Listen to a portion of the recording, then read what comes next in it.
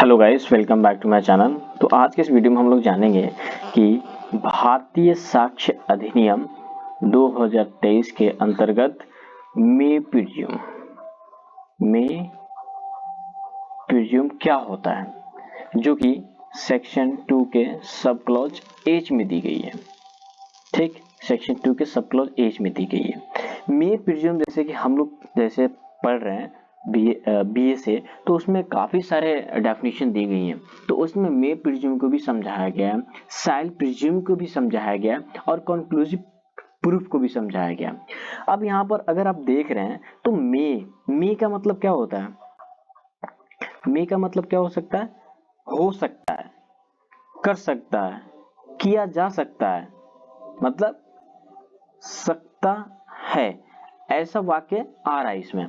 तो इसका तात्पर्य क्या निकल रहा है? यहाँ पर अगर मे प्रिज्यूम है तो इसका तात्पर्य क्या निकल रहा है? इसका तात्पर्य ये निकल रहा है कि किसी भी फैक्ट का प्रिज्यूम यानी कि उपधारणा किया जा सकता है। और कौन करेगा? तो करेगा, कोर्ट करेगा। लेकिन क्यों करेगा? बात ये भी है, लेकिन क्यों करेगा? अगर कोर्ट को ऐसा लग रहा है कि उस फैक्ट की एग्जिस्टेंस है तो उसे प्रूफ मानेगा, यानी कि प्रिज्यूम कर लेगा।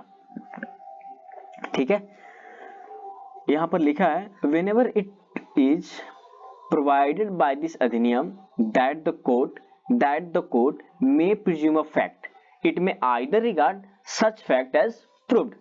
अब मान के चलेगा कि कुछ ऐसे फैक्ट जो हैं, अगर उसकी एग्जिस्टेंस है, दूसरा पार्टी ने प्रूव कर दिया, तो फिर वो मान के चलेगा कि इस फैक्ट की प्रूव्ड हो चुकी है।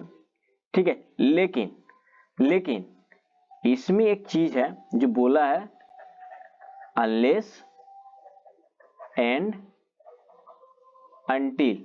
हमें बैरक में काफी सावधानी बरतनी पड़ती है कि जो वर्ड होती है ना, वो काफी कंफ्यूजन वाली वर्ड होती है। अब इसमें जो अनलेस एंड अनटिल लिख दिया ना, इसका मतलब है कि वो तभी तक प्रिज्यूम कर सकता है जब तक उस फैक्ट को डिस्प्रूव ना कर दिया जाए।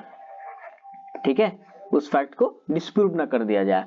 और उस डिस्प्रूव्ड के लिए कोर्ट जो है इस सेक्शन में प्रूफ मांगेगा कि अगर भाई तुम कह रहे हो कि सूरज कल सुबह पूरब से नहीं बल्कि पश्चिम से उग रही है, अगर तुम उस बात की एविडेंस दे दो, प्रूफ दे दो, तो मैं मान लूंगा कि सूरज पूरब से नहीं बल्कि पश्चिम से उगती है। ठीक है, एक एग्जांपल के थ्रू समझते हैं, काफी ज्यादा क्लियरिटी आ जाएगी। यहाँ पे मान के चलिए ए और बी है।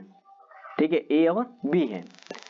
अब ए बोल रहा है कि मैंने कल बी को देखा था सी को 2 झप्पड़ मारते हुए, यानी कि 2 तबड़क मारते हुए।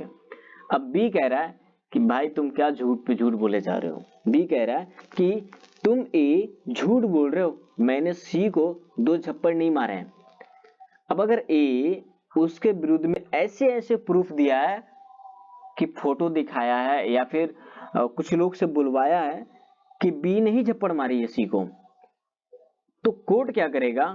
कोर्ट उसे प्रिज्यूम मानेगा। उसे कोर्ट क्या करेगा? उस फैक्ट को प्रूव्ड मान लेगा।